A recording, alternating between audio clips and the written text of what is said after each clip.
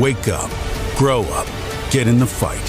If he wins, his plans are clear and terrifying. There's a battle ahead like nothing we've ever seen. The fate of your country, your family, and your freedom are on the line. Unless we stop Trump, he will end this democracy we cherish. We're all in to defeat Trump, break the MAGA movement, and end this chaos.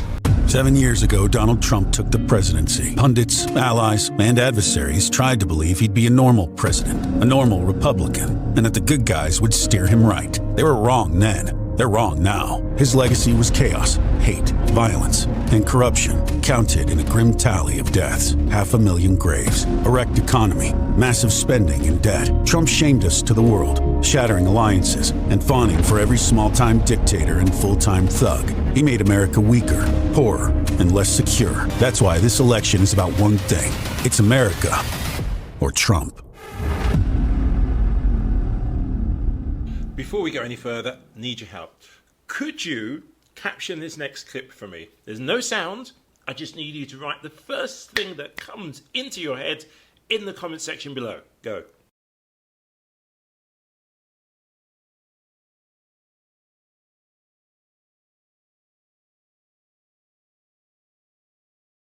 Maintaining their physical appearance and ultimately performing surgery. Can you believe this?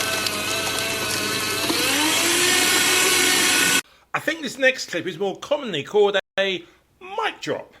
Well, there are politicians who are not even subject to popular election, unlike me. They should move the Supreme Court over to the RNC headquarters because they're acting like a bunch of partisan operatives. There's an old song that goes, "The lunatics are taking over the asylum." Sounds so much better than I can even attempt there. But the lunatics are actually now falling out with each other. Rudy Giuliani, you know, one of those people who literally fucked around and find out, he is now throwing people under the bus. Now, and when you say that, go into that a little bit. Well, I didn't spend as much time on Arizona as I did, let's say, with Georgia, Michigan, and Pennsylvania. I know those better. I use Christina Bobb to a large extent, and I'm not putting anything off on Christina. If Christina said it happened, it's probably even more accurate than if I said it happened. You know that thing, do you watch award shows and you sometimes think, there's no way this is the best, in fact it's a pile of crap. How did they get nominated? Well, the reviews are in for Trump's daily appearances in front of a microphone after he's been in court. He struck me as quite low energy, to coin a phrase, borrow one, I guess. Well, you really know how to hurt a guy. And somebody needs to tell Jesse, ask Kisser, what exactly is going on in the real world? On time, he sits and he listens, he takes direction, he pays his fines, posts his bonds, and he's actually showing deference and discipline, but deference to the institutions that the Democrats say he's trying to blow up. He's actually refuting all of the hoaxes they're throwing at him by sitting pretty docilely and obeying the corrupt sham trial that he's going through. Slippery slope of desperation is the best way of describing Don Corleone right now. I mean, he brings up Charlottesville simply because he's worked out how can he get somebody talking about the crap he comes out with. Having protests all over. He was talking about Charlottesville. Charlottesville was a little peanut, and it was nothing compared, and the hate wasn't the kind of hate that you have here. This is getting it, just the fact that he's mentioning Charlottesville has to make his campaign cringe at this point, right? I'm going to play you George Conway in a moment. He just comes out with the answer in terms of should Trump be locked up? Will Trump be locked up? On that subject, show me one Republican, and we're not talking about a Trumpy Trump, one Republican, when it goes back, I think, 2016, that election cycle, that wasn't just chomping at the bit to get Hillary locked up. Lock her up. It was the... Apparently it was only the cool kids that were saying it now. Quick flashback to 2016, the debate in the town hall with Hillary Clinton. Take a look at this. It's just awfully good that someone with the temperament of Donald Trump is not in charge of the law in our country. Yeah, because you'd be in jail. Secretary Clinton.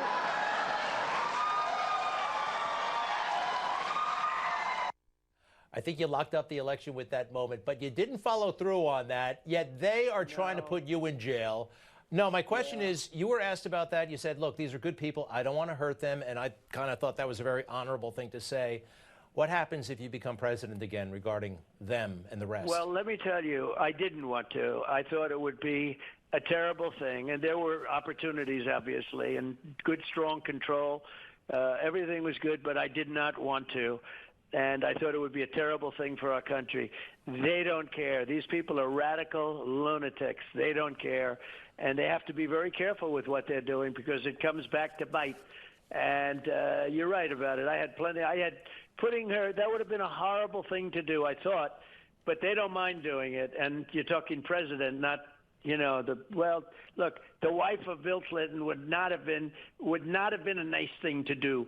But I felt that way. I really did. I felt that way. And she was quite nasty. And by the way, to this day, she talks about the election. Nobody goes after her. They go after conservative Republicans. They go after Christians. I mean, after this clip, we're not going to mention them again today. This is how bad it was. He wants to deprive you of your Secret Service if you go to prison. These Democrats want you dead. You realize that? Being serious for a moment, the way that Fox News has been covering the student voices, let's use that expression, is being just derogative and on both sides of the argument. It's just... I'll give you two little examples and I'll get back to you. What's happening right now is not worthy of violence. It's not worthy of the hatred. It's just a war overseas involving two people. It's been going on 1,000 years, and it's not something you need to, stab someone in the eyeball with a Palestinian flag over. Well, can I defend it? Yeah. Is she getting any help from her stay-at-home brother? So these powerful know-it-all, talk a load of garbage individuals at Fox are now threatened by students who are, some of them, dancing, playing music and staying up past their bedtime. Anyway, I actually thought, you know what, let me go and just randomly find a university, that's what we call it in the UK, but it's obviously a college campus, sorry, and see where this huge outrage, this huge uprising, what's actually happening. I didn't have a flap jacket, by the way. So if you turn the news on at the moment, you would be forgiven for thinking that every single college, place of further education, etc., there are protests. Show your face! Terrorists! Show your face! Terrorists! Show your face! So I'm currently on a university campus. I'm not going to say which one. You can hear some sirens in the background, and there is actually a helicopter in the sky. It's a normal day here. If you know the area, you'll be able to identify which campus we're on. It is not about to all explode. It really isn't. And the helicopter above me has actually been going in the same circle, so it's not like the whole campus is going crazy. No, it's not. I'll put it there. So we're actually driving now into the heart of the campus. Helicopter's still above, and once again, it is just a very quiet, normal Thursday. So I haven't just stayed outside, literally right here in the middle. I'm taking the wrong side there, so I have to turn around so I don't know how much further it can go, but it's just normal. And I really, really wanted to emphasise this because, as I said, I'm an outsider looking in, and I find it fascinating how you can have like a major breaking news story, which it is at the moment, chaos on campus. Is that the right expression? But there actually isn't any chaos. I'm lost. I think we'll be right. Sorry, nearly hit the car there. Yeah, I can't believe I'm driving around looking for chaos, looking for protests, and yeah, there is one area which is on the news all the time, but life is going on pretty randomly and pretty normal here. Stop at the lights and see what's going on.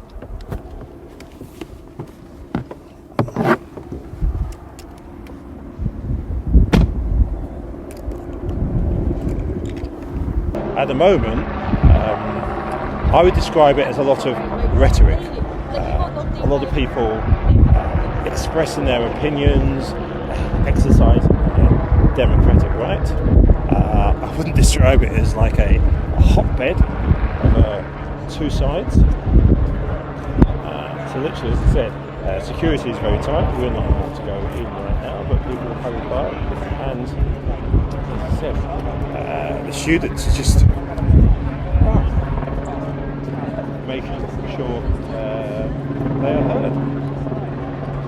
And yeah, a lot, you can see as well, by the way, a lot of students are actually just going by their normal day. I wonder if I can stop anybody.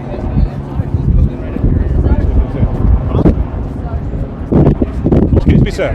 Any thoughts on what's going on? No? See, it's not like, this is the thing. And they're not being lethargic. It's not a situation where it's that is not a tinderbox. Yeah? That is something which isn't going to suddenly, like a kettle, go off. It's very peaceful. It's you can see the security have got everything underhand. I think what happens is there's a certain element of theatre. You put the chopper in the sky, you get all the security around, and that's it. I don't know how long any of this is going to stay up for, but I just wanted to come here just so you can see for yourself what's going on. Yeah. Now, it could be in a couple of days' time, it could get a lot bigger. But right now, that's where it is. That's what's going on. And student life just is carrying on as normal. As I said, I've been watching the faces of most of the students walking by. They're just kind of, oh, yeah, it's going on. Day on campus. Not something which is going to totally change their world over, change their life over. It's just a day on campus. They probably all have opinions on it, but it's not like campus life has stopped. It really hasn't. Just carrying on as normal. The other thing that's going on, obviously, is for some people, especially some of the Elon's blue tick Twitter people, they would love this to be as like the BLM summer protests. Because understand one thing, all of this will be weaponized, politically weaponized, it will be politically armed, right? It's right, you see reporters, for them it's a story, it's for them to get clicks. That's what they're about, you see? They're there to get clicks, right? That's what it's about. News is entertainment, right? So, we've seen a news team there, they will take the story back. That's it. It's just a story for them. If the helicopter wasn't there, the story would be a little bit boring for them. We have to go and get our car before somebody decides to tow it back, tow it away. But just to give you an example, sir, these are all the media personnel that are down here waiting for a story. It reminds me in a way of like the old school Roman amphitheatre. Is anything going to happen? Can we like put a camera on something and something happens?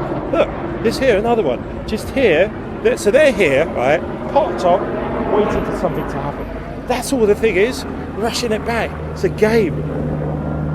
And this is what really gets me, is because those that are protesting, those that are exercising there, right, they are very emotional about this. We want to be listened to. I'm not convinced anyone that's putting a microphone or camera on them, in front of them at this specific campus, is interested in anything else apart from clicks.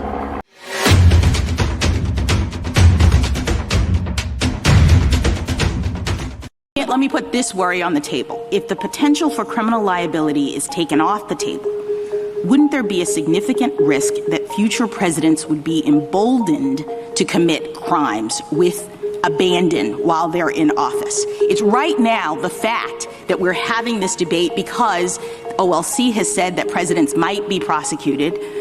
Presidents from the beginning of time have understood that that's a possibility.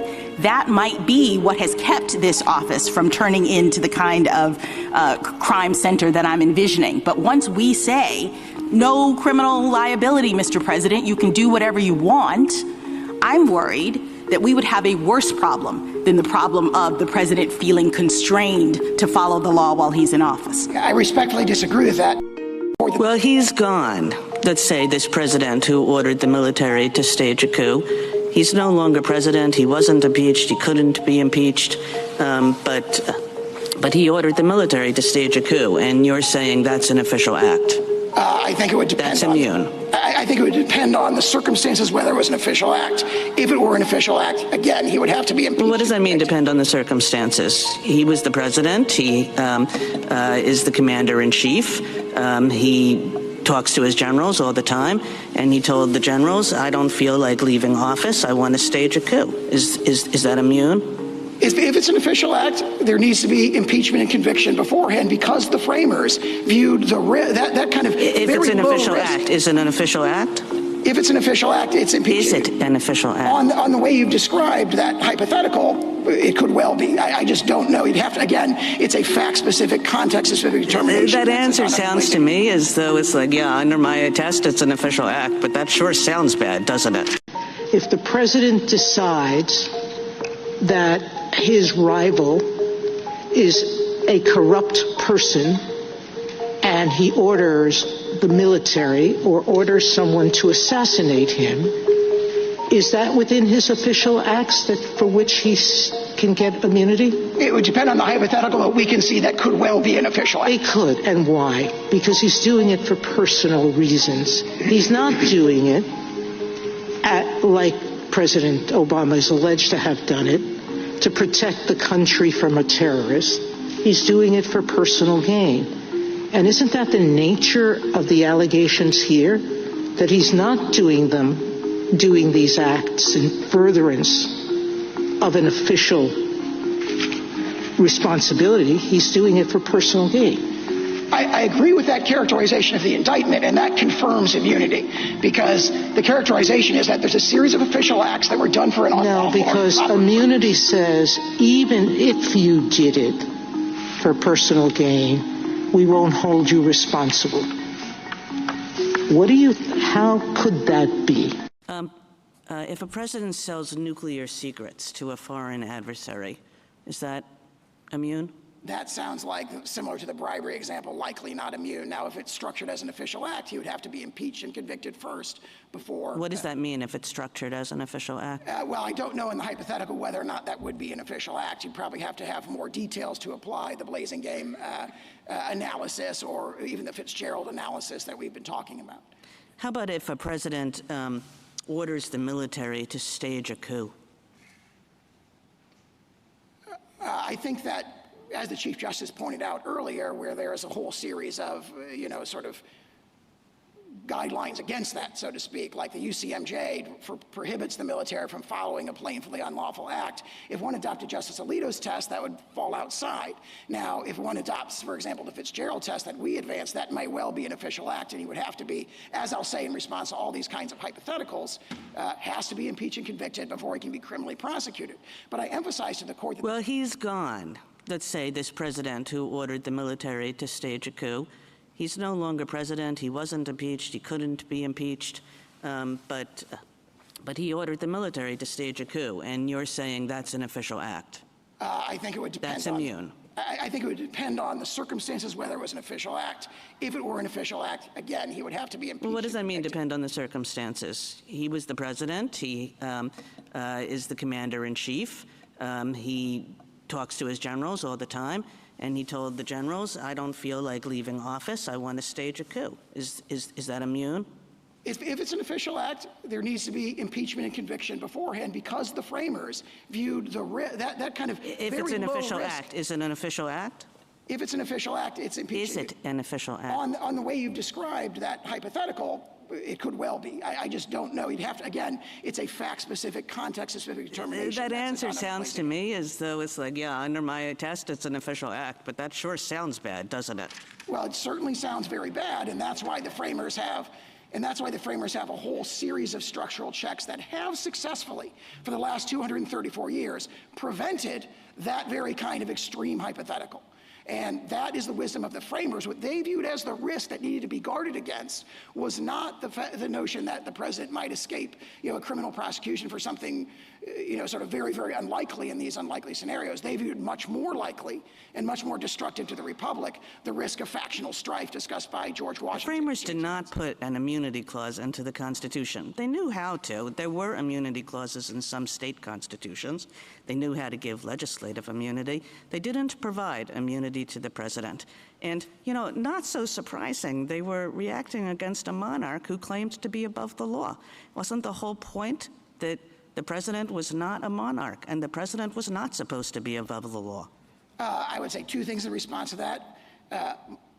Immunity, they did put an immunity clause in a sense. They put in the executive vesting clause, which was originally understood to adopt a broad immunity principle that's set forth in the very broad language of Marbury against Madison.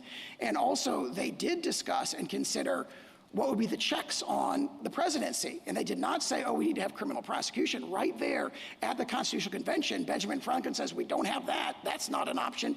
Everybody cried out against that as unconstitutional. The structural check we're adopting is impeachment. And they're very clear on that in pages 64 to 69 of the second volume of Farrand. Thank you. It can be alleged, but it has to be proven. Malum in se is a concept long viewed as appropriate in law, that there's some things that are so fundamentally evil that they have to be protected against. Now, I think, and your answer below, I'm going to give you a chance to say if you stay by it.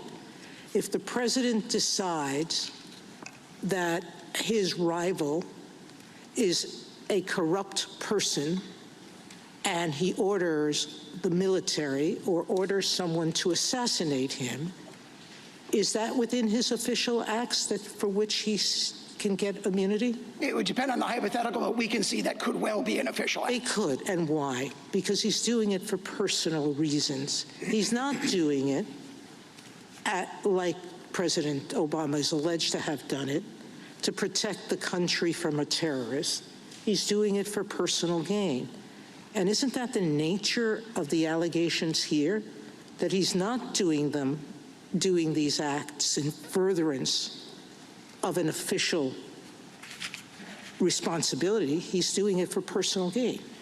I agree with that characterization of the indictment, and that confirms immunity, because the characterization is that there's a series of official acts that were done for an unlawful. No, because immunity says even if you did it for personal gain, we won't hold you responsible. How could that be? That's an extremely strong doctrine in this court's case law in cases like Fitzgerald. Well, we go back to Justice Thomas's question, which